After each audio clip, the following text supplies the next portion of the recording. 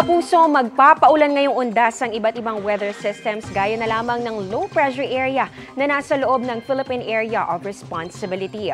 Huli itong namataan ng Pag-asa sa layong 735 kilometers silangan ng Virac, Catanduanes. Ayon po sa Pag-asa, mababa pa rin ang tsansa nito maging bagyo pero tuloy-tuloy po yung paglapit niyan dito sa may Southern Luzon o kaya naman ay sa may Eastern Visayas. Patuloy nating imomonitor ang magiging pagbabago dito sa mga susunod na araw. Makakaapekto sa bansa yung traffic extension ng nasabing low pressure area. Kasabay niyan ang pag-iral nitong shear line, ganun din yung hanging amihan at pati na rin ang localized thunderstorms. Bukas po yan huling araw ng Oktubre. Bukas ng umaga wala pa gaanong ulan dito sa Luzon, maliban na lamang dito yan sa Palawan, Mindoro provinces at pati na rin sa ilang bahagi ng Bicol region. May mga pag-ulan na rin dito yan sa Western Visayas.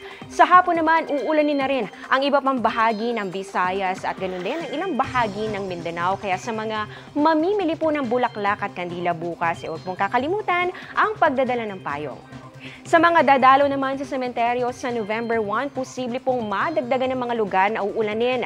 Kasama na riyan itong ilang bahagi pa ng Northern at ng Central Luzon. Pero by Thursday, November 2 mga kapuso, posibleng mas maulan na sa malaking bahagi po ng ating bansa, lalong-lalo na dito sa Luzon, gaya po na nakikita nyo dito sa ating rainfall map. May heavy to intense rains kaya maging handa pa rin sa posibleng pagbaha o kaya naman ay landslide. Sa 3-day forecast naman ng Pag-asa sa ilang pangunahing lungsod sa bansa, maulap at posibleng umulan sa Baguio City sa Miyerkules at ganun din sa Huwebes. Ang temperatura maglalaro sa pagitan ng 15 to 23 degrees Celsius. Sa Metro Manila, may chance rin po ng ulan sa mismong All Saints Day, kaya doble ingat.